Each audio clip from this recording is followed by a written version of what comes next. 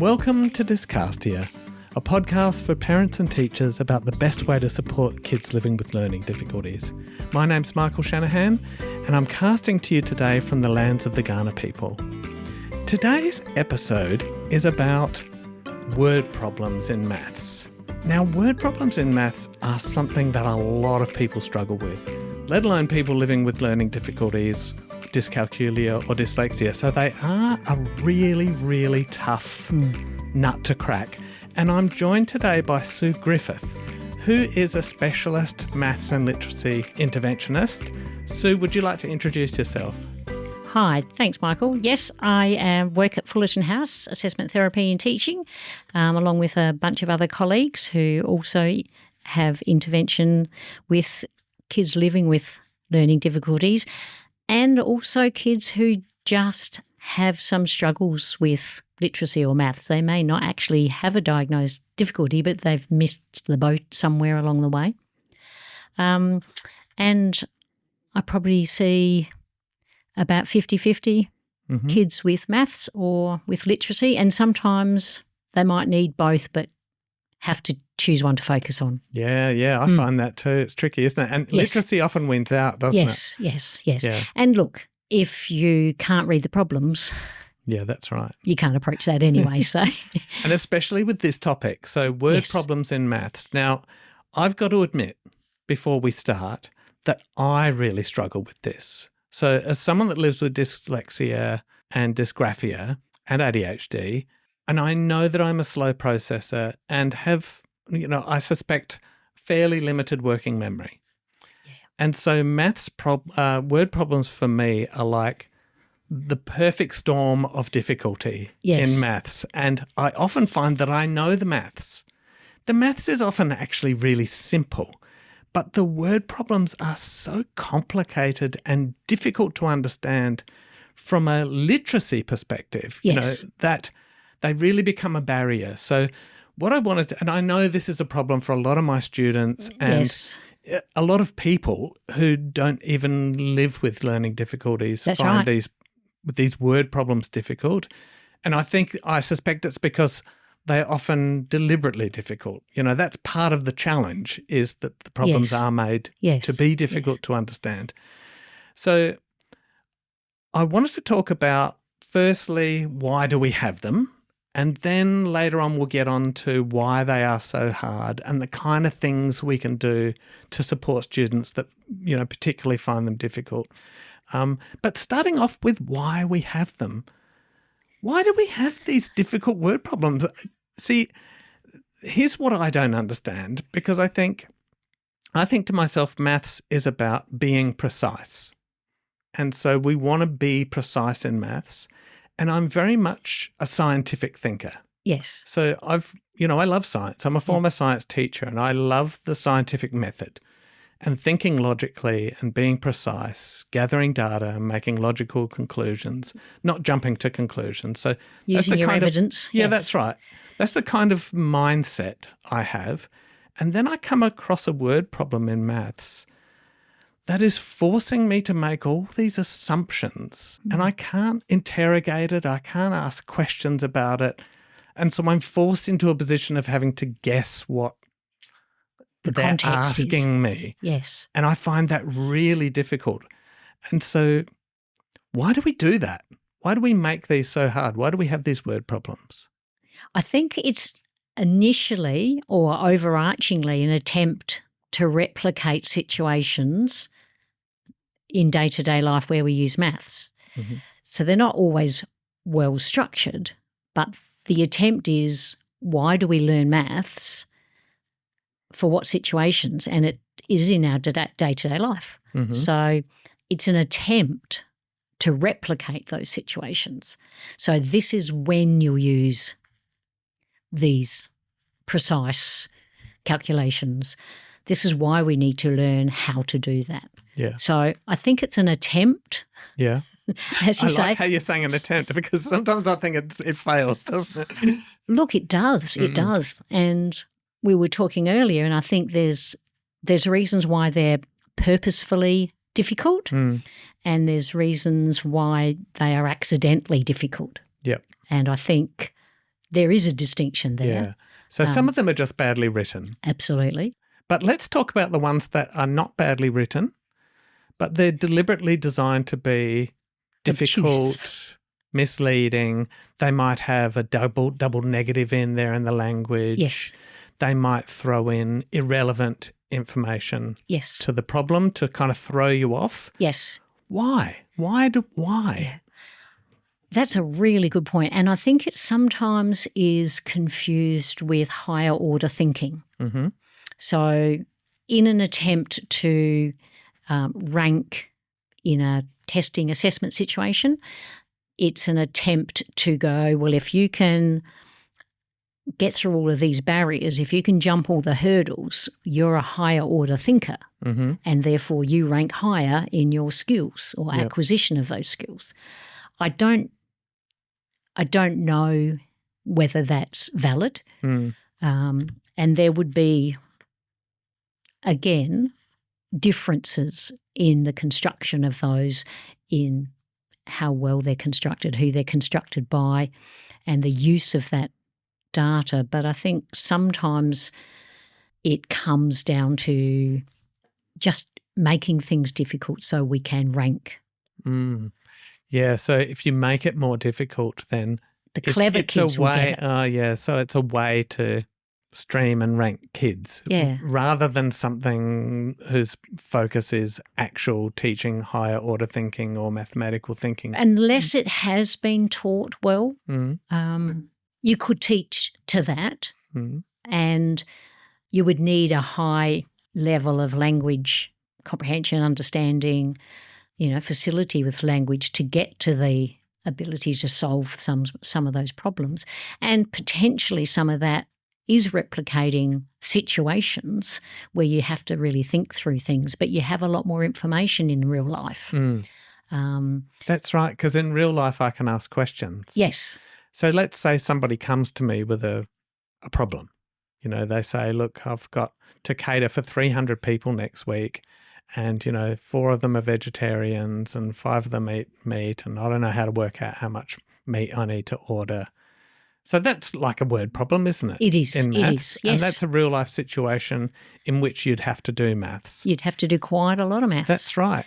But I can quiz that person. Yes. And we can sit down and we can work it out together. But if you put it that way, that does make sense. Yes. That we would want that to be a skill, wouldn't we? That's right. We'd want someone to be able to use maths, interpret that messy word cloud into a structured maths problem that you can solve and say, okay, here you go, you need 3 kilos of meat. Yes.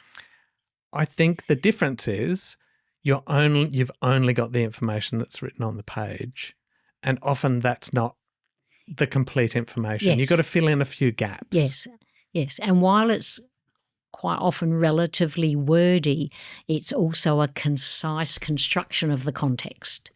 So, missing some elements, or, has it even been well written anyway? Yeah. Well, let's assume it's a well-written one.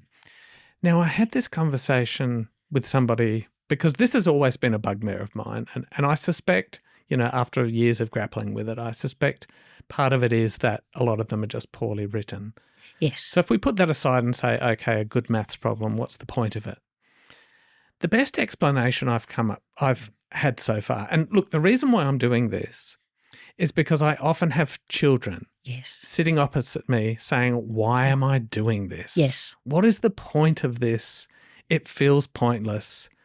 And I don't want to say to them, yeah, you're right. Yeah, it's here to trick you. Yeah. I don't want to say you just have to do it because it's going to be in an exam one day, and that's a hard answer to give. Yeah, it's not, and it's not good enough. No.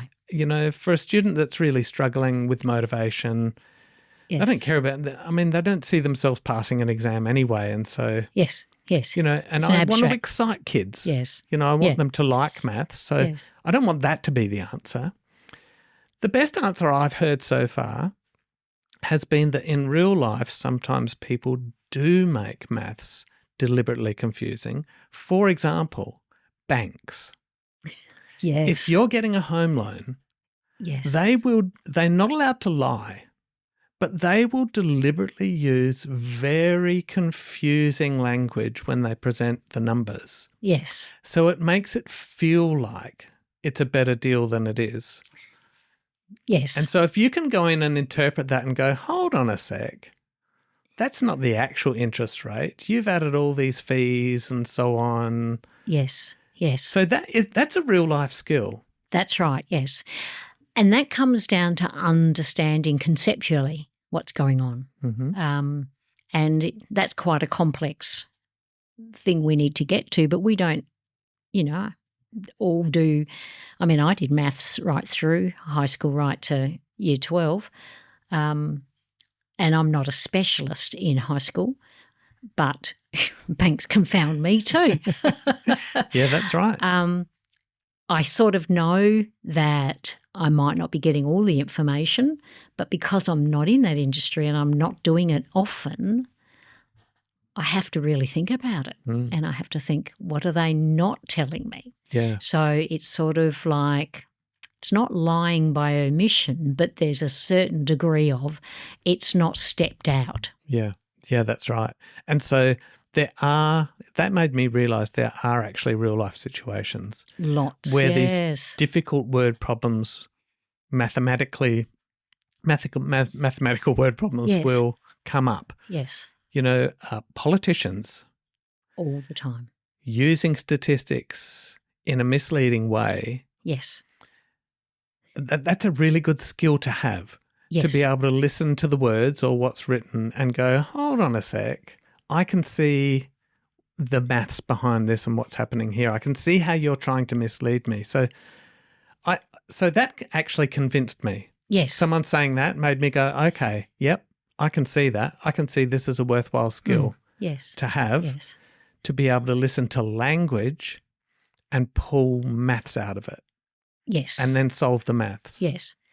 And to be able to understand difficult language, because it is often deliberately difficult. Yes. How do you deal with it? Do you have students who say, this is stupid? Absolutely. How do you keep it positive? It's very challenging for me because, Yes. and honestly, sometimes I do say, actually, yeah, it is really badly written. Yes. How would you write it? That's a good way. Yes. It's learning about the story. And quite often what I do is really when I first start with kids, even when we just get an algorithm, just a written 5 + 2 = 7 usually. Yeah. I had to stop and think. What's that situation? Let's just tell a story. What story could we tell? Oh, I'm going to tell one, you tell a different one. So if they start practicing like that, once they're building up to those trickier ones, then that's probably a build up to it. And I think that's valuable, having different perspectives of a problem, because I do find that kids get derailed. They see 5 + 7, 5 + 2 = 7 written on the page. Yes. If that's all they see, when they see that in a different context, they find it difficult to apply that same reasoning. Yes. If it's not digits or numbers on a page with the equal symbol. Yes. And the equal symbol on the right. Yeah, that's right. You flip that sometimes and they just haven't had the experience with it. That's right. Yes. And so I'm trying to find positives here, as to why we would want to have these word problems. And I think that's another one, being able to generalize a skill that you've learnt. So you may learn it as an algorithm, but now being able to apply that, so you, I would put it into a story. Yes. So instead of just giving them 5 + 2 on a page, I might say, okay, if I have 5 cats and you bring your 2 cats over, how many cats are we going to have? Something simple like that, informal. Yes. But again, that's generalising the right. thinking, yes, which is a good thing. Yes. And verbally rather than always written. Yes. If they can sort of start doing that verbally, and maybe that's the way to go too, or then verbally tell the story and say, well, how could we write that down? Yes, it takes a lot. And I've done this with kids sometimes. I've written it out in all words and then said, there's got to be an easier way to write this. Yeah. Yeah. And that's what algorithms are. Yeah. I said, this is just a way of writing a maths operation, Yeah, so that's great. I mean, that's helpful, isn't it? To Yes. think about this as being able to generalize those skills. And I think kids would understand that. Yes. And, I'm specifically thinking here about the kids that really struggle with these problems and push back and say, this is pointless, I don't want to do it. Yes. Another exercise I do, as a warm-up is story of a number. I got this from a workshop that I did where I give them a page and it might be 5 plus 2 on the top. Yes. They've got to come up with 5 different scenarios where that's true. Yes. And it's completely open. Yes. They can do whatever they want. Yes. They could do 6 plus 1. Ah, right. Because that's the same thing. Yes, yes. Or they could tell a Equivalence. story, or they could use subtraction, whatever. Yeah. It's about how do you be flexible Yes. in your thinking Yes. as to say, what does this actually mean? It's conceptual. Yeah. Yes. Yes. And so I think that's what word problems are trying to do. Yes. Yeah. Yeah.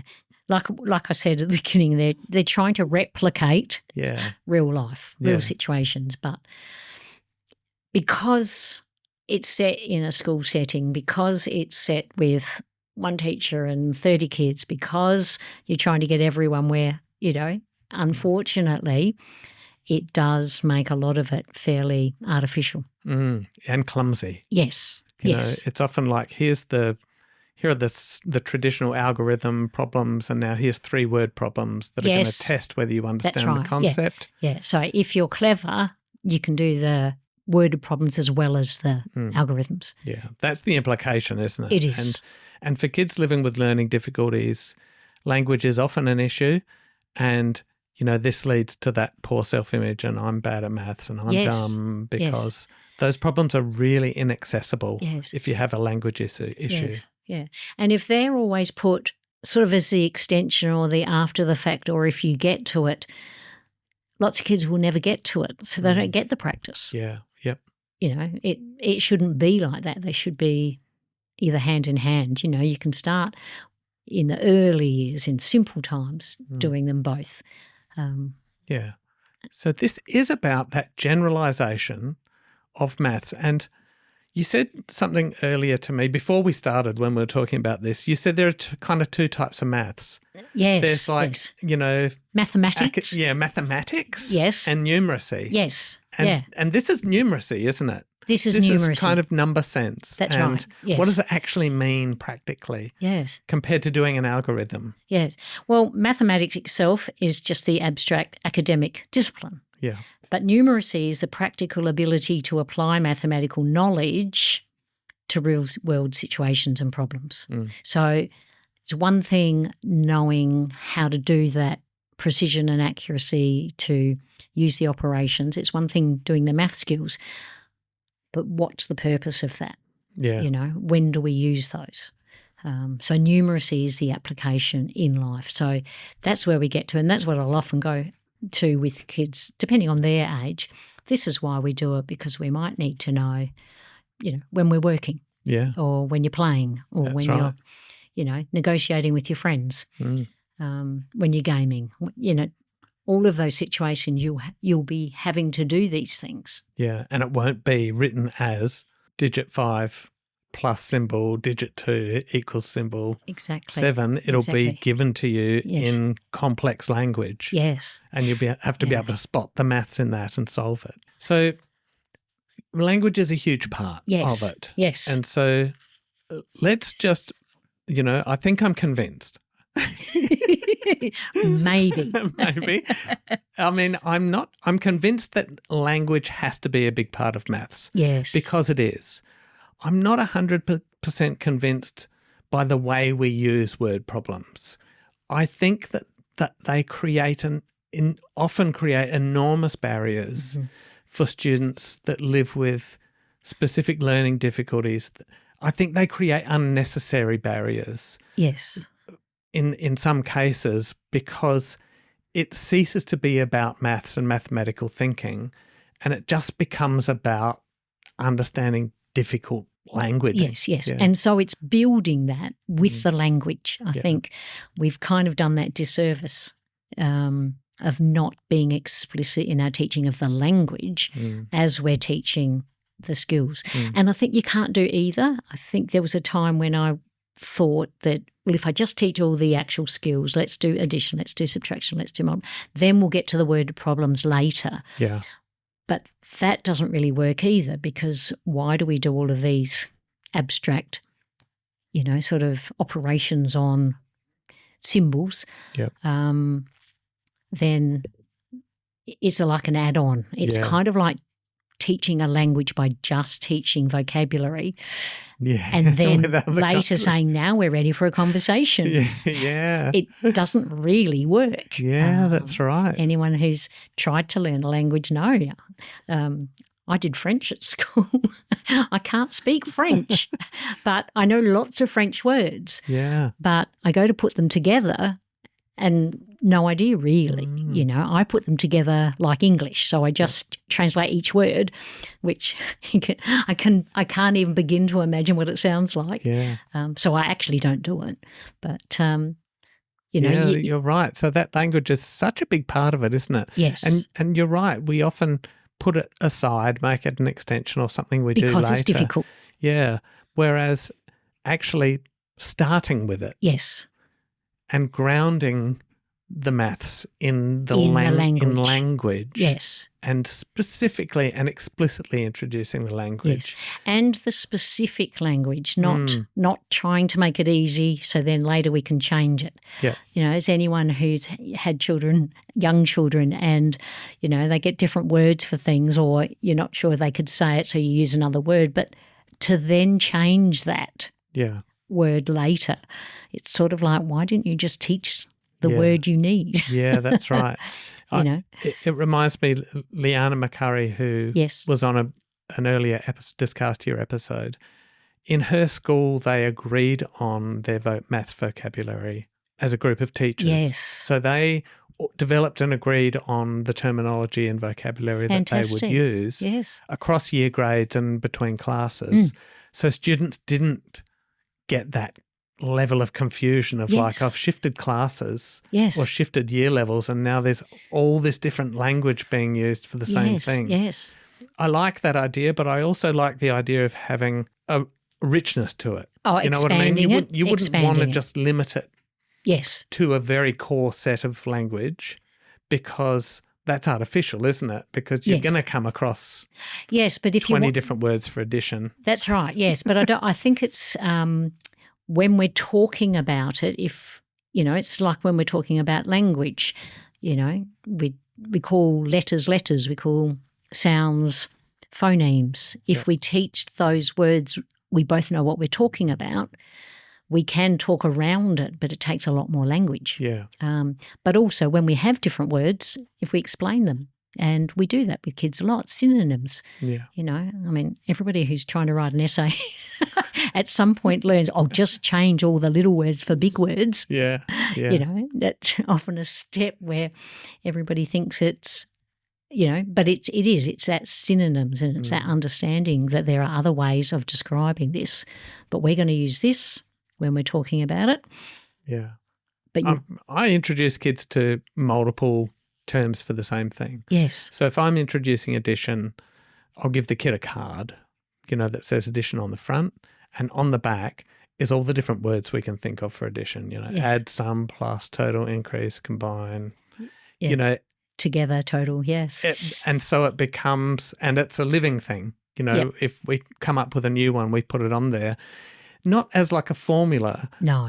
But it's really good to practice that language. Yes. Because it is so easy to get confused by language unless you have been explicitly exposed to it. Yes. And had multiple repetitions of it, particularly if you live with something like dyslexia, where language is an issue, where remembering vocabulary and words is difficult unless you have those multiple exposures. So I agree with you. I think having that language as a rich part of the introduction, right from the outset. As we're doing it, we make language a big part of it rather than an addition afterwards. Yes. And we know that word problems are important, Yes. putting aside bad word problems and, not for 1 second saying I agree with the way word problems are used, but language is important, is a big important part of maths. But let's talk about now what makes it so hard for students living with learning difficulties.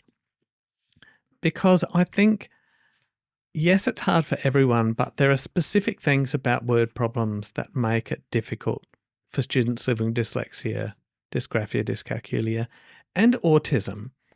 Because, if you have a very literal way of thinking, often these word problems really trip you up. Yes. Because they're not giving you all the information that you need. And so you kind of go, well, I can't answer this because you haven't given me enough information Yes. for me to be certain. Yeah. And like you said earlier in our discussions, I can't ask questions. Yeah, that's right. Yes.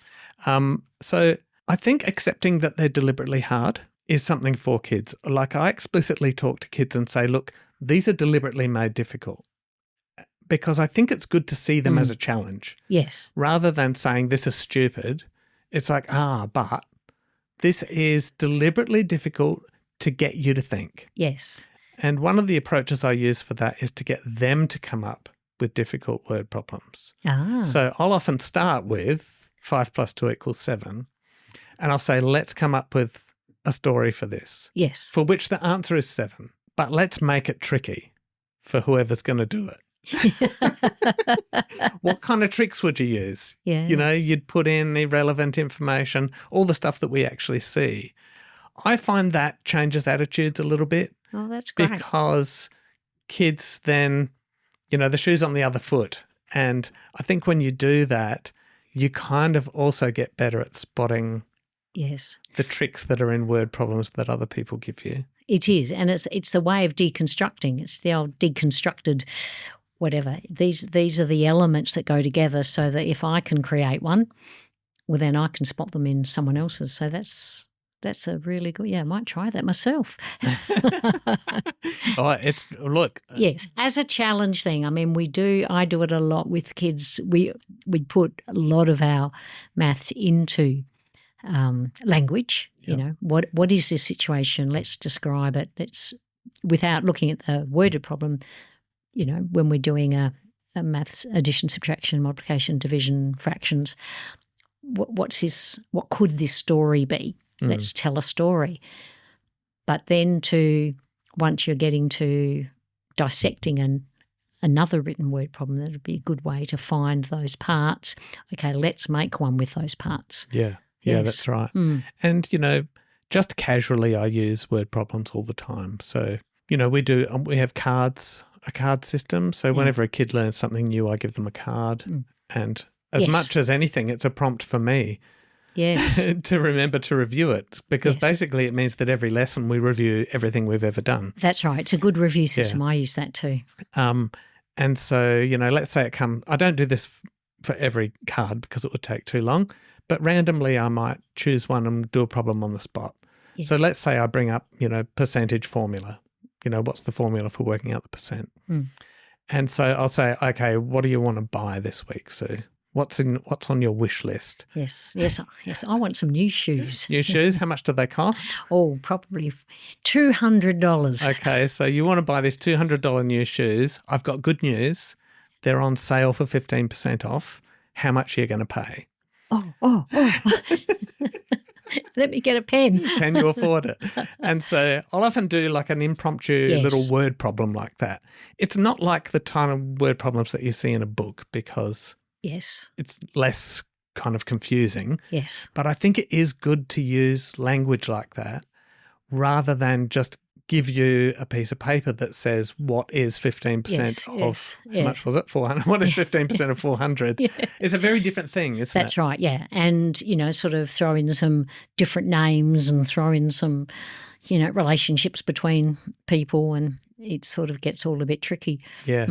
And so I think, from a language perspective, that's important to practice that. Yes. Along and the way. I think those vocabulary cards, flashcards, is something I do which I find really takes some of that cognitive load. If they know what the words mean, they're not thinking about that when they're reading a worded problem. Yeah. But if they have to, highlight 5 words in a 3-line problem and don't really know what they are, there's a huge cognitive load there. So if they know what those words mean, they just have an automatic response to it. They don't have to try and formulate that. Yeah, that is tricky. And, and examiners and people writing tests often throw in words that are deliberately difficult. It's not natural. Yes, it'll use quotient or something. Yes, And I was like, what's quotient? What does that even mean? Yes, how many people use quotient? My kids do. What's the quotient? I think it's because it's a fun one. I said, just see if your teacher knows what it means. And so I deliberately teach those words. Yes. Because I know they're going to come up. And like you say, practice it, review it.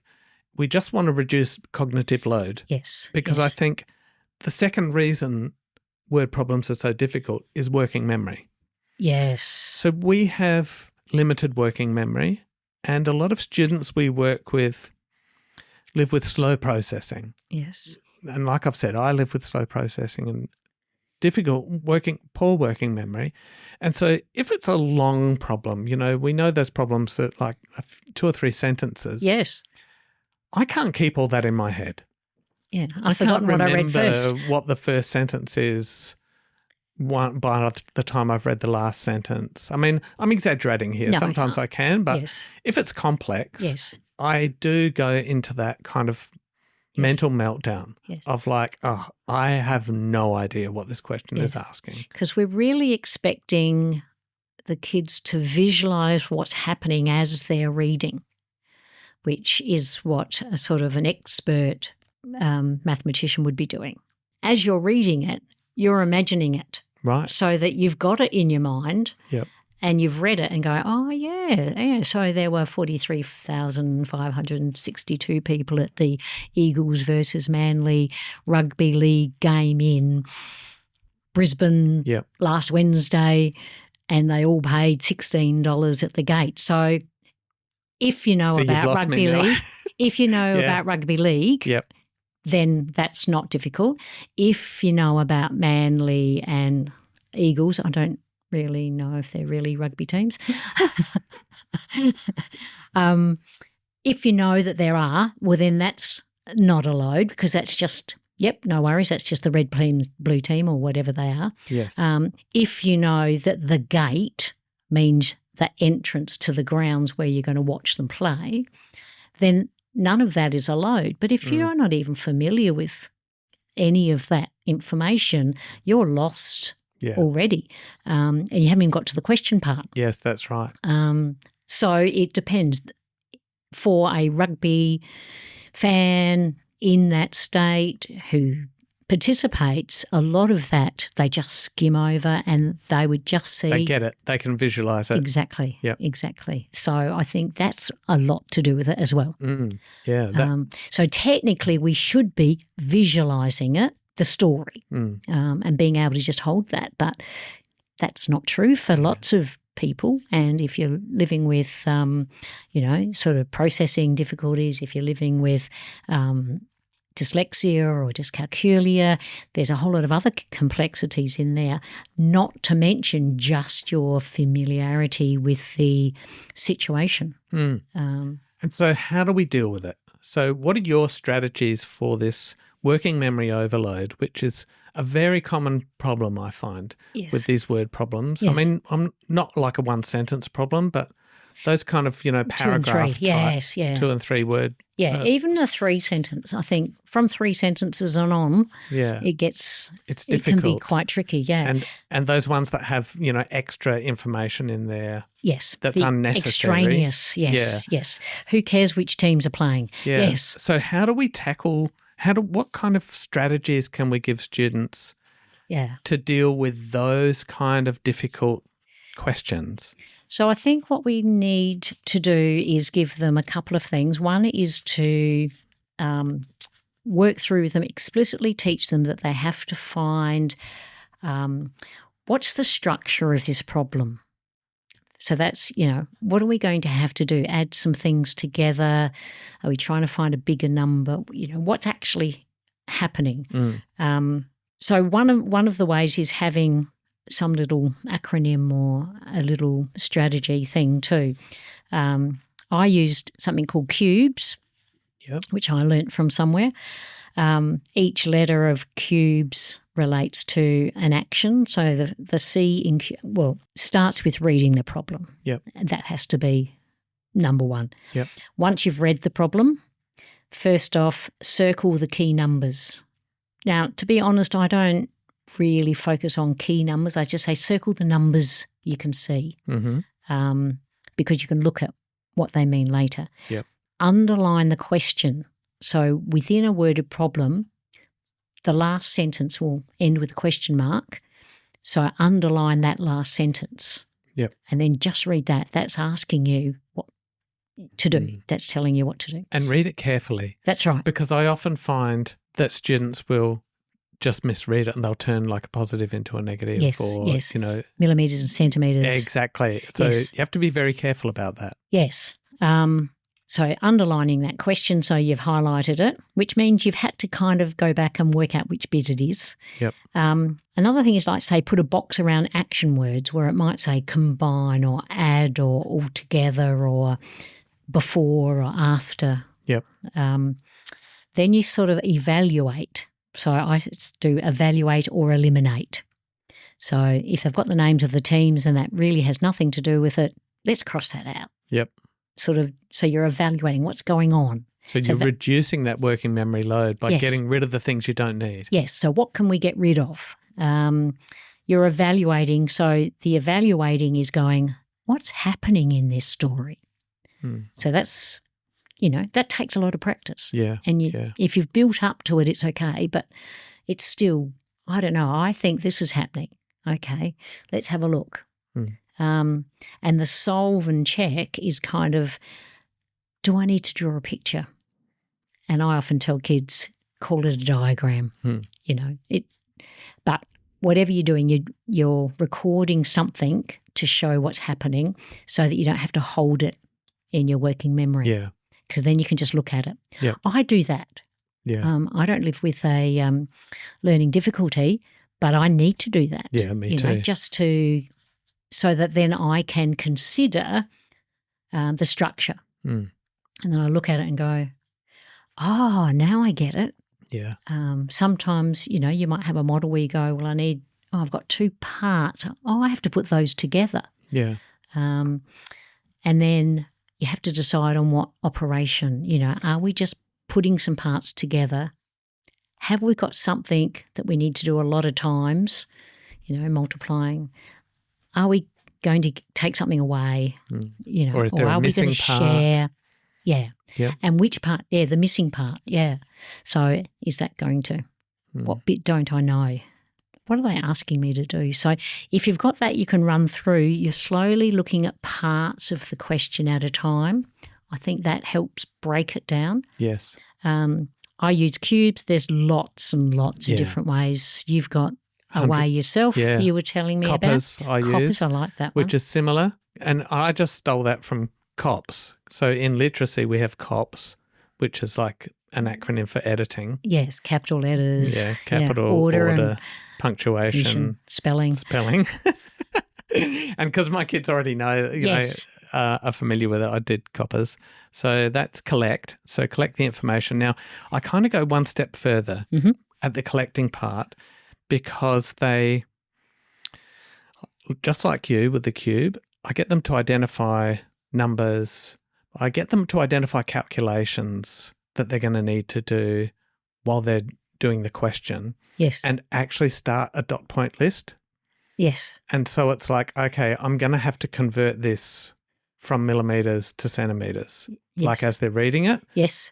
Put that on a dot list. Okay, I'm going to have to do this conversion. Then I'm going to have to do this. Then I'm going to have to do this.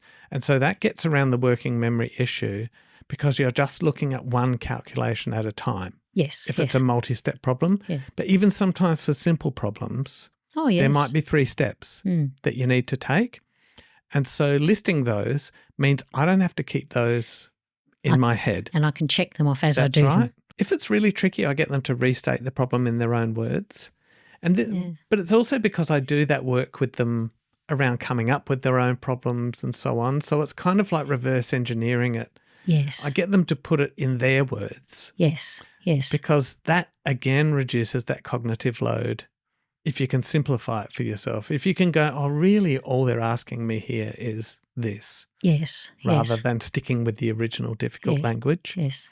And then draw a picture or use a diagram or use a bar model. I mean, that's more complex, but I do introduce kids to very simple kind of bar modelling to start with.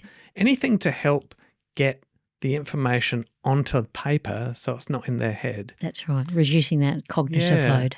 And I make sure that kids understand working memory. So I talk to my kids about working memory all the time. Yes. And I talk to them about being able to recognise when their working memory is overloaded and be able to stop and go, okay, this is too much. What can I do? Yes. I need to draw a picture. I need to write this down. I need to do a list. So getting that level of recognition of, this is too much for me. Yes. And instead of I can't panicking, juggle all of those things. Yeah. Recognising that when you reach that point and not getting stressed or panicked, but having some strategies to go, okay, stop. I got to go back. Yeah. I need do the first another shelf, sentence. some of this information. I'm going to do a dot point for that one, dot point for that one, simplify this for myself. Yes. And then I have P for plan. Mm-hmm. So collect, operation, P, draw a picture or a model, P for plan. I find that kids often jump straight in. They make an assumption. Yes. They read the problem and instantly go, they're asking me to do this, and they solve it. I'm just going to multiply those two numbers, or I'm just going to add those two numbers. Yeah. Only to discover, I got it wrong. Why did I get it wrong? I missed this important piece of information. So I have them make a plan. Yes. And this is agonizing for them sometimes because they just want to go in and solve it. But as a discipline, it's good. And I think getting them to slow down and do the planning part when they're working with me, at some stage that becomes automated and they do that planning. You know what I mean? At some stage that sinks in. Yes. And they do kind of incorporate a planning stage into it. So make a plan. How are you going to solve it? What are 3 different ways you could solve this? Yeah. You could use a calculator, you could draw a picture, you could do this, you could do that. Add it, or you could, there's a lot of adding, or you could multiply, That's right, yes. And then equation. So then actually do the equation, E for equation. Yes. Actually do it, do the maths. Often step by step from, the calculations you've said you'd need to do. Yes. And then at the end I have R, so the R in COPPER is redo. So I get them to redo it in reverse to double check. Yeah, go back. That it's sort correct. of like backtracking. Yeah, that's right. And so, if the answer is 5 pies, go back and put 5 pies into the question. Does it work? Or if it was multiplication, does it work as a division? Yeah. If you flip it as a way to check that you've done your calculation right. Yeah, so COPPER.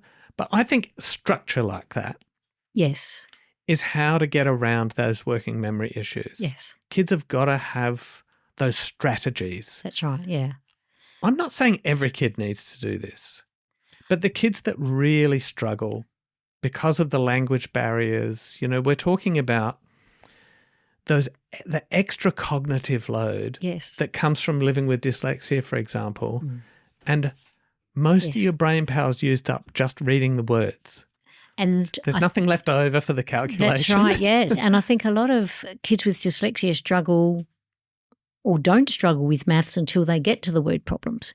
And then once they get to the word problems, that's where the struggle begins. That's right. And that's what trips them up. And it's not because of mathematical ability or knowledge or skill. They know the maths. The maths is actually easy. The maths is just 5 plus 2. Yes. Wrapped up in this story. Yes. And it's accessing. Yeah. It's accessing the maths. Yeah. In it that can be tricky. So having some of those, I mean, look, to be honest, I use CUBES with the kids But when I get to a tricky one, you know, if I'm faced with high school maths, Yeah. I kind of go to that. I mean, I might not write it down, but I kind of do look at the numbers and I do look at the question again, and I kind of think, what is it telling me? I'm thinking, what is the story?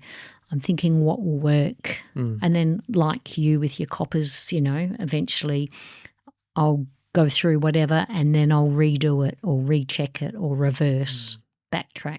Yeah. So it's kind of a, you know, a strategy that people use, whether it's explicit or, you know, more intuitive once they're working on it regularly. Yeah, that's right. I think. That's right. And I think having a structure is really important because, again, that reduces working memory. But have a look at what we've just described. That is a long process, isn't it? Very long. And so that's going to take a kid living with dyslexia or dyscalculia a lot longer to solve that problem by going through that process. And often I think we don't account for how much extra time they need to solve those problems, because if we don't give them the extra time, they'll rush it and get it wrong and then think, I'm really bad at maths. But actually they're not bad at maths. Yes. It's just that the language is inaccessible. It's a processing time. Yes. Yeah. And so I think I don't quite understand the time pressure component of it. You know what I mean? Like why there's a time limit. Exactly. A lot of maths is like you have to do this within 10 minutes or you fail. Exactly. It kind of teaches bad habits. So we've got to look at sometimes the purposes and structure of assessments and how we structure them. Do we need to have a timed one? Yeah, that's right. Yeah, and if it does need to be timed, then let's be equitable about it. Yes. And if someone lives with dyslexia and needs to go through that long-winded process in order to access that problem, then we need to give them the time to do it. Yes. Also, think of the processing that requires to painstakingly go through a process like that. We want them to follow a process like that, but it's quite exhausting. Yes. So they also will need time for a break. Very tired. Yeah, that's right. Yes. And I think that's the thing. What we don't often look through, why are we timing? Now, there are certain situations, if you're looking at fluency of number facts, for example, you might want to time it to see if you're improving your fluency. Yep. But is a specific time what you need? Or is that just to compare you to a normed example so you can give a, benchmark? Yeah. I mean, don't get me wrong, testing's important and I do it, but the high stakes, high pressure, I think I want to always set kids up to succeed. Yes. And so the pass fail, now I know I'm not against it, don't get me wrong, but I see the damage it does to kids who I know, because I sit across from them and I know they actually understand the maths. Yes. I know it. I know that they can do it, but they can't do this word problem because the language is inaccessible or they don't have time and it's written in a confusing way. Yes. And if you have a language difficulty, or let's say you live with autism and you really need things to be precise and literal, then it becomes inaccessible. And then I think, well, are we actually testing maths or numeracy ability here, or is this gone into some sort of grey area, which is I don't know what that's testing. Yeah, it's sort of like tarring everything with the one brush, like one test to design capability, when that's not really what we're testing. Yes. And we don't want to be teaching to that test. No. And so that's the difficulty I have as well, in that, there is a certain amount of test preparation. Yes. You want to have, I want to equip my kids to be able to pass the tests at school. Yes. But there's a real tension there in me because I think, well, I don't know that they're learning much by me just giving them the skills to pass a test. Yes. Because maths is so much more than just being able to answer these kind of silly questions. Yes. So where we've got to so far, we've been talking about what's the point. Yes. And I think we've established that language is a huge part of maths. In fact, maths kind of comes from language, doesn't it? Yes, It's a way to help us define our messy language-based communication. It's a precise language. So it is an important skill to be able to pull the maths out of language and calculate something, work something out. But that's assuming that it is something that's well written, structured. But even word problems aside, having language be a big part of maths as we're teaching it, particularly for students that are struggling, they really need to be familiar with the whole language part. Often it's the biggest barrier to maths rather than like the numeracy itself. And then we've talked about what makes these word problems hard. So difficulty with working memory, cognitive overload is probably the biggest one. Yes. There's just too much to take in. And so we need to have a structure and strategies for dealing with that cognitive overload, dot pointing, drawing pictures, drawing diagrams, explicitly teaching kids these strategies and teaching them to recognise that they need them. Yes. Because a lot of kids are not that in touch with their feelings, you know what I mean, and where they're at. I often notice they're over it and baked before they realise they are. Yes. And so it's a skill, isn't it? Yes. It's a skill to recognise I need a break. And it's a skill that you can help kids develop. Hey, when you start to feel like that, here are your options.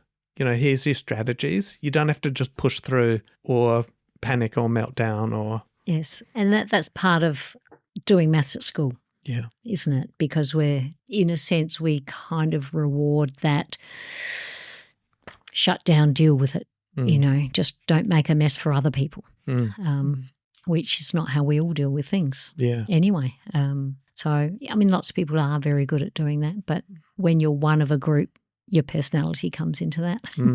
And, as soon as you get into that cognitive overload mode, it's an anxious feeling. Yes. You feel anxious because I don't get this.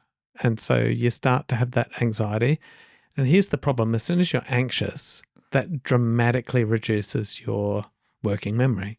Yes. And it's and then that makes you more confused, and then you get more anxious. And, we end up in those shutdown, meltdown, bad behavior, those fight, flight, fright responses. And so I think it is important to kind of talk about that with kids. Yes. Make them aware of it, give them strategies for when you start to feel like that. Here's how you can deal with it.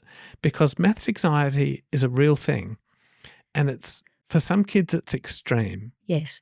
And it's almost taught by putting them in situations, I think. We don't talk enough about it. And I think having strategies and discussing how adults or competent mathematicians, anyone who can do the maths, not necessarily a scientifically literate person, but, they write things down, they draw things, write things down, draw things, and that's calming for lots of kids, calming, doing the drawing. Lots of kids like to draw. Yeah. Don't try and do it all in your head. That's you don't have to do it in your head. Yes, but they've become, we kind of went to a stage of making schools a bit more academic, that doing things in your head is higher order than doing things on paper or in some other way, instead of saying this is just one way. If you can already do it in your head, you've really internalised that. That's in your long-term memory. But not everything is there. Yeah. And some kids can't do it. No. In their head. And so what do we do for them? Yes. So I think that having an attack strategy like the CUBES or the COPPERS is one way, because then that also gives them that slow down time to go, well, I've got that. I only have to do this bit. Yep. I only have to do that bit. I only have to do that bit.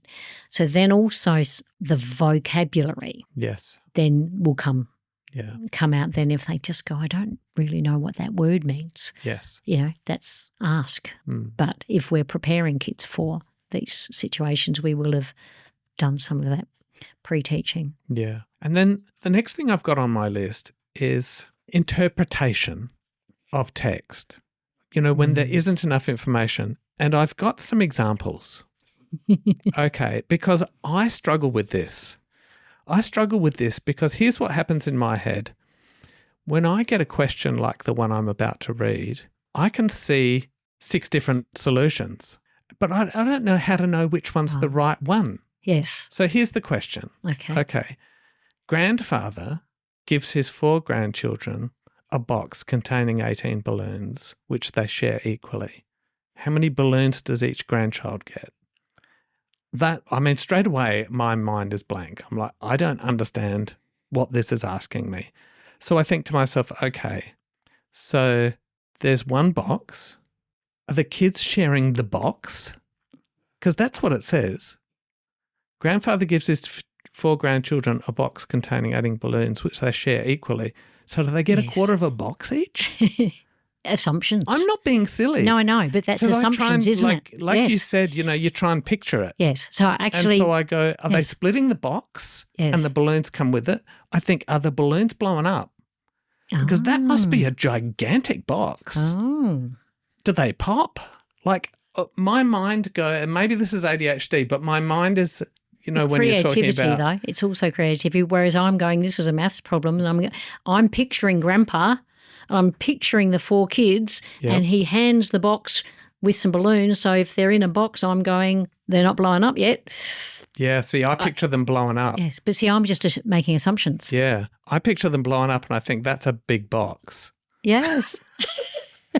18 balloons, that's like got to be a metre tall or more. How big are these balloons? Yes. Yeah, you're a filmmaker, you see. You're really a filmmaker and a creative thinking, what shall I do? Yes. But I'm sharing this not to be silly. No.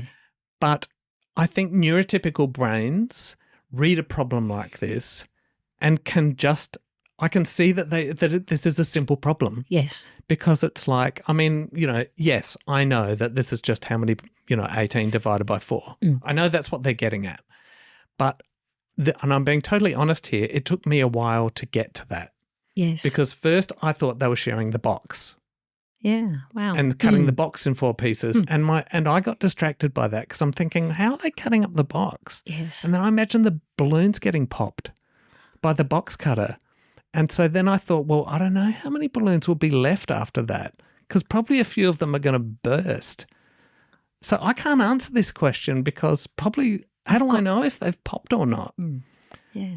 Like I find this difficult to say, no, there is only one answer to this question because my mind instantly goes scenario. Yeah. Right. So then I think, okay, well, let's just assume that we're not talking about the box, we're talking about the balloons. So then I didn't know whether grandfather's getting the balloons as well. Oh. So grandfather gives his 4 grandchildren a box containing 18 balloons, which they share equally. So is this 18 divided by 4 or 5? That's a good point. I'm thinking, well, they're grandfather's balloons. He might want to keep some of them for him. Maybe they're playing a game with the balloons. Yes. So he wouldn't he keep some of them?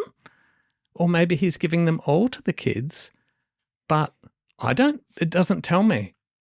And so my brain shuts down at this point. I go, I haven't got enough information. I don't know because you haven't made this clear enough and I can't ask you. And so now I'm in the situation where I've got to guess. Yes. And I'm not doing maths anymore because the maths in this is easy. Yes. I'm just going, I don't know. Is Grandpa getting balloons or not? Yes. I'm a filmmaker and which way am I taking this story? Yes. So then I kind of think, okay, well, this is a maths question. They're probably not going to make it easy. So I'm going to assume Grandpa gets some of the balloons because then it's 18 divided by 5 and there'll be a remainder. So they're probably wanting me to do like a division problem with the remainder. But divided by 4 will also. Well, it's also got a remainder. Yes. Yeah. See? And I missed, even here talking to you now, I missed that. Yes. Yes. Because I was thinking, 4 goes into 8.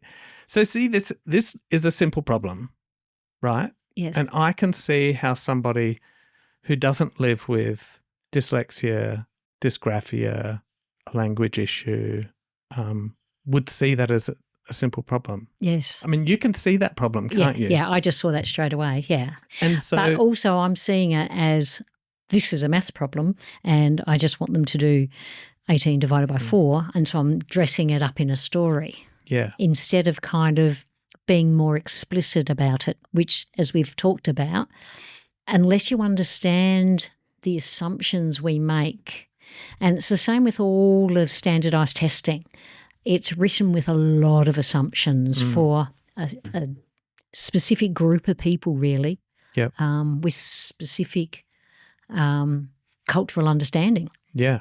So even at the level of grandfather and his balloons, there's a lot of assumptions in that 2 sentences. It's quite difficult, isn't it? Yes. And if I'm picturing something different, which obviously I am, because I can't see them not blowing up, because balloons are why would grandfather give not blowing up balloons to a kid? How boring's that? Yes. But I think also... And I think they're helium balloons as well. Oh, that's even better. So grandpa's sucking on the helium.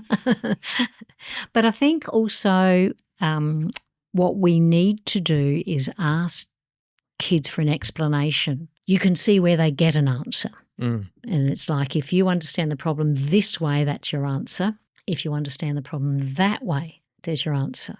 Yeah. So it's a bit like BEDMAS or BODMAS. Yeah.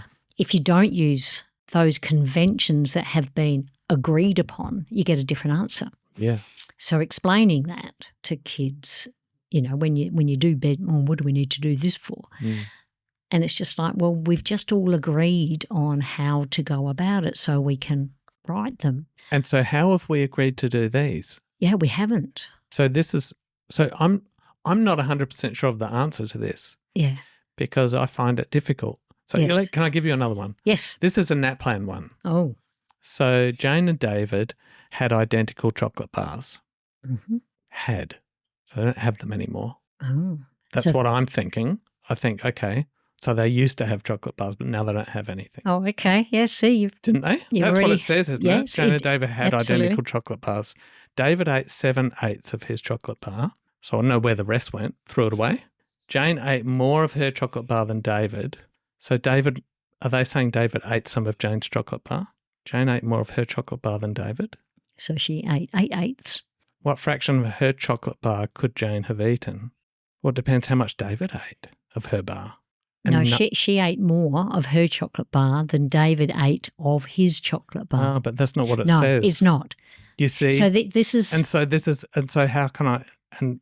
So this is where my brain goes into meltdown. Yes. Because it feels dangerous to assume that. Yes. Because if that's what they meant, why didn't they say that? Yes. I mean, these are people whose job it is to write these questions. And if they had meant that, wouldn't they have said it? So this feels, how do I guess what they're meaning? Yeah, it's part of that we don't always, when we don't always write everything about the context. You know, so if you're, when you're teaching someone how to write, or you're an author telling a story, you need someone to read it and say, yes, but that doesn't explain this, or who were they, or you didn't actually explain that bit, so you edit, you put more information in, you give the reader context. So in these situations, there's a lot of assumptions. I know what I mean. And when I write that, I go, well, David had this, because it's in the past tense. This is what happened. David had this, Anna had that. Then I in my mind thought, oh, well, David ate 7/8 of his chocolate bar, so he's still got the other 8 sitting there in my mind when I write it. Yeah. And then Anna has eaten... Jane ate more of her chocolate bar than David. I can't even remember their names. I mean... Yes. So... But who talks like that? Nobody. This is what I don't understand, how this language relates to maths. So really this is sort of a convoluted way of saying what fraction is more than 7/8. Yeah. 8/8. So why don't they just say that? Yeah. Because that's what they're really testing. That's what they want to know. That's what I want to know, if you know that. So that's a situation that doesn't really require worded problems. But how do we support students like me? Yeah. And I am doing this, I'm deliberately exposing absolutely. myself here Yes. because I'm an adult and like I do a lot of maths and teach it a lot. And I honestly struggle with this level of ambiguity. Yeah. And so imagine I'm like a kid in year yes. 4. Yes. And this is a year 4, year 5 question. And so this is tricky. Yes, yes. Can I share because another of how one? because of how it's embedded. So you would imagine you'd have to be doing a lot more. But as you say, it depends on interpretation. Yeah, that's open to interpretation, isn't it? Yes. Because they didn't actually say. No, you need his more bar, of a description. more of his bar. Mm. And so which one is it? I don't know. Yes. A fair coin, a fair one. This one really got me. And I'm sharing this because I think that neurotypical people don't understand The how difficulty. hard it is for people that are not neurotypical. Yes.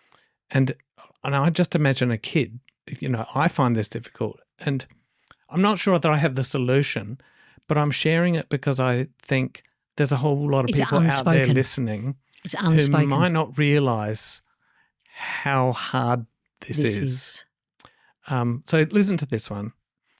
A fair $1 coin and a fair $2 coin are tossed at the same time. What's the probability that both coins will show tails? So when I read that, I thought what I pictured was a fair coin, like a country fair. Oh. Like we're going to the fair today. Oh, yes. And it's a fair coin. And so I'm thinking, I don't know, what's on a fair coin? They both have tails on both sides as far as I know. Or do they have tails on them at all? What's a fair coin? Mm-hmm. What's a coin with tails? Some people. Like for kids. Now, of course, yes. I can sit here and work this out. Yes, yes. Right? And after a while, I was like, fair. They mean fair as in normal. It's fair. Yes. As in one side's tails and one side's heads. Yeah.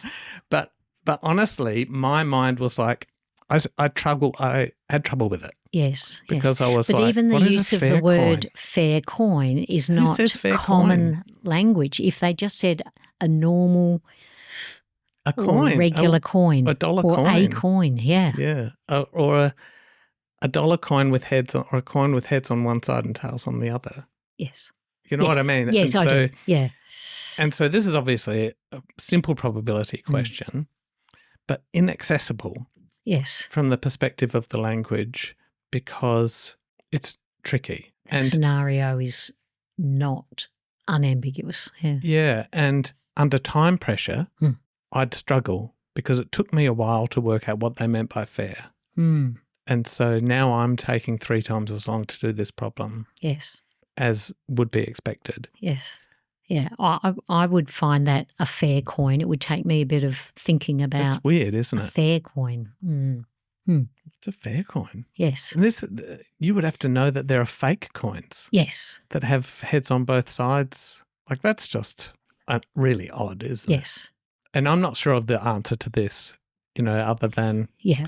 I think it's also practice and talking about maths and saying there's not always one answer. Yeah. But we've got to look at the situation you're being asked the question in.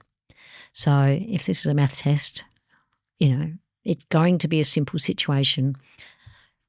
Let's see which parts of this. So that's practice. And that's probably why I can look at that quickly because I've had so long being I've had so a lot old. of practice.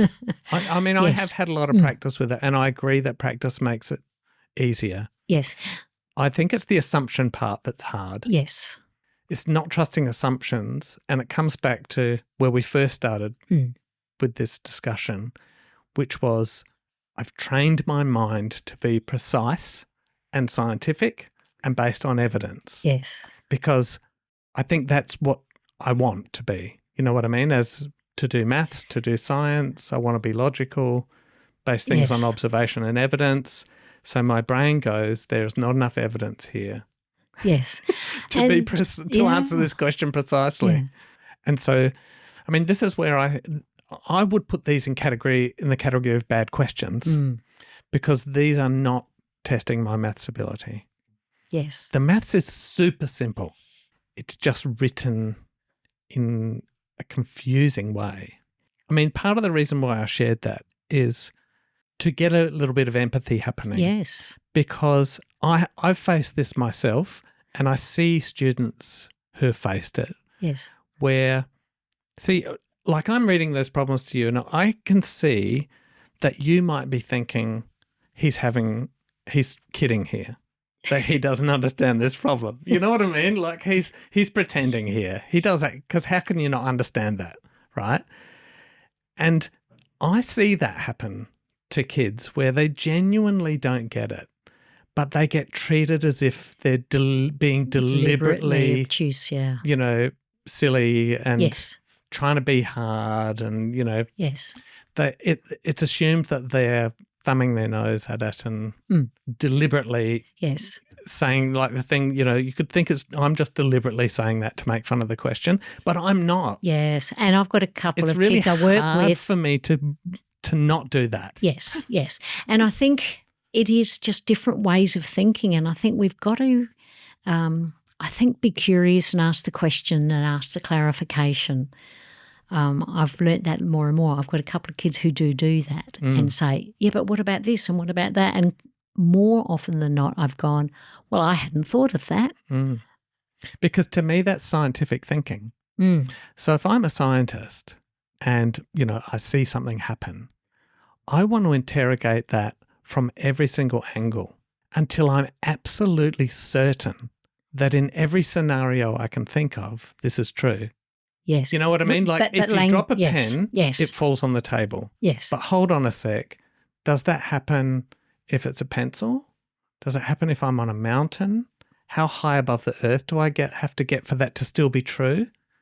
And so as a scientist, I got to think of all those different scenarios to say, is this true or not, as a universal thing? And honestly, I look at these maths problems like that and I think, I don't know. Yes. I can't answer that because I don't know. You haven't given me enough information. That's right. And that's where the worded problem is putting it in a language context, which is not a scientific scenario. And language can be used very flexibly and intertwined, and it's so it's like interpreting poetry. A great love for a scientist. I do love poetry, but at least I know it's supposed to be poetry. Yes, it's supposed to be. Yes. But you know what I mean? Someone says this is a piece of poetry, I can take it as that. I think I'm making a false assumption that maths is precise.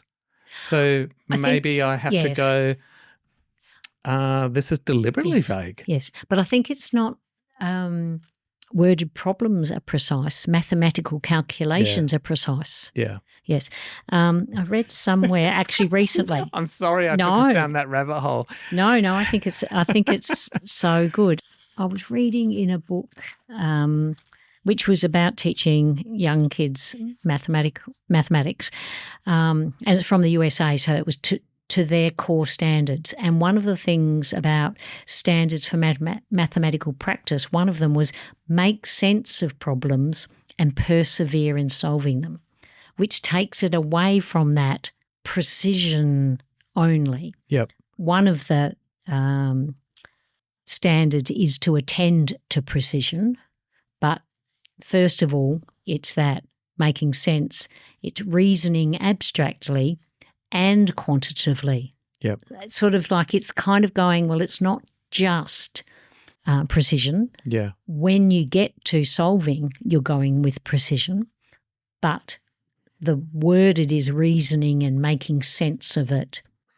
So that's where our language part, and that's, as we've said from the beginning, that's the difficulty with worded problems. Yeah. Because if you have a language difficulty, it makes that problem inaccessible. And it's not because I don't know the maths. That's right. And so we've got to separate that out at times. And even when we're helping kids and saying the maths isn't a problem, the language of maths needs some support or extra time if we're combining that. But unfortunately, as a kid, my conclusion was, this is a stupid question. I'm not going to do it. Yeah. Because it's dumb. because if you've written a question and you can't even be bothered making the question clear, Yes. why should I be bothered answering it? Yeah, yeah. And I see this attitude a lot, and that was my attitude as a kid. I was like, this is so dumb. yeah. Like, can't you see that you haven't given me enough information to answer this accurately? I'm not going to give you the time of day until you give me a question that's worthy of me answering it. And maybe we should be teaching them to go, okay, I'm going to write you a question. But you can see that defiance coming in. Like, because I live that. Yes. And I have lived through that. And it's not because I want to cause trouble. It's not because I don't understand maths. It's because problems like that drive me crazy. Yeah. It's like a dripping tap. It's like nails on a chalkboard. It's like, I can't answer this. Understanding that's how it is for someone else is just like, whoa, actually that I can see now why that's difficult. So it's understanding each other, isn't it? Yeah, and I think so. The more we talk about it, the more people like you can explain it. The more people like, who are trying to help people understand it. There's a real good connect with you and the kids who are living with that, because you get some of their ways of thinking. They're better at it than me. But if we talk about it more, and I think that's one of the sad things in our teacher training, that we don't get the training or the depth of training in learning difficulties or neurodiversity, which you need as a teacher. That's right. And so I think, the message I'm hoping to get across is that the kids that struggle like this are not deliberately doing it. You don't, That's like, right. I'm not. Why would you choose to? Well, yeah. And so, Grandpa sharing his balloons, it still haunts me, because I think my brain gets stuck on it. Yes. You know what I mean? Because I think, what is it? Did he share the balloons or not? Yes. Like so not only is it difficult answering that question, but I can guarantee you for the next couple of days, I'm going to be replaying these questions in my head over and over and going, Could you reframe that question? How would you reframe it? Well, that's why I have the COPPERS. That's why I get kids to rewrite the question. Yes. And how would you write Grandpa's question? What's 18 divided by 4? Okay. Yeah. I mean, essentially that's what it is, isn't it? Yes. You have to decode that. Yes. To say, well, it's either 18 divided by 4 or 18 divided by 5. Yeah. I mean, I can comfortably say they're not cutting the box up. Yes. Although that did first occur to me. I can comfortably say they're not doing that. I can almost comfortably say none of the balloons burst. But I don't know for sure. Yes. But yes. Is Grandpa keeping some for himself or not? Maybe if I solve both. Yes. Yeah, we should double the time. But see, it would Do be I wrong. get double the points? Yeah. But that's a valid assumption. Yes. Yeah, tricky. We have talked for a long time, haven't we? Because it's so complicated. It is very complicated. Thank you so much. Oh, wow. For coming along, Sue. And thank you for your insight. Well, it feels like a therapy session. Well, I feel like I've learned. But I think it's important for people to understand how different people's brains are. And honestly, I hide it. Yeah. You know what I mean? Because it's difficult. You know that you're seeing things differently, and you can see that this is easy for other people. But if you have a brain that just that instantly sees 10 possible scenarios here, how do I choose between them? Yes. That's hard. I can do it, but that takes a lot of energy to constrain my brain to do that. And to then teach kids to be able to do that is an exercise in almost probability, isn't it? Yeah. It's almost an exercise in, okay, what's the most likely or the simplest setup? I think that's what it comes down to. What's the most likely? And you might not always get it right. No. But most of the time you will if you just go with what's the most likely. Yes. And these are the NAPLAN numeracy questions. Yes. And so I think, how many kids actually do know the maths? Yeah. Yeah. But are not understanding this question? Yes. And how many? Well, probably 5 to 10%. I'm going to try and put all the things we've talked about in the show notes. Yes. If you could share your CUBE acronym with me, I'd love and to there include are others, that. so I can give you one or two others. So we'll put a link to a few of them Yes. because, I mean, there are tons of them out there. There acronyms. are, and the point is to find one that is simple enough to remember and that works with your kids. And to have a systematic, explicit approach. Yes. And to include language right from the outset when we're teaching maths. So that's not an afterthought or an add-on. And to just be aware that what looks like a simple word problem to a neurotypical person could be far from simple for someone like me whose mind goes to 50 possibilities that all seem to have equal weight, and I don't know which one to choose. And that's just assuming you know about balloons and grandpas. Yeah, that's right. Thank you, Sue, and thank you everybody for listening. You can connect with us on our website, dyscalculia.com, and you can subscribe. If you subscribe to the newsletter, then you'll get notification when we put out new episodes. Sue, thank you again. My pleasure. Great to have you back. Great to chat, Michael. Yes, and thanks everyone for listening. Bye.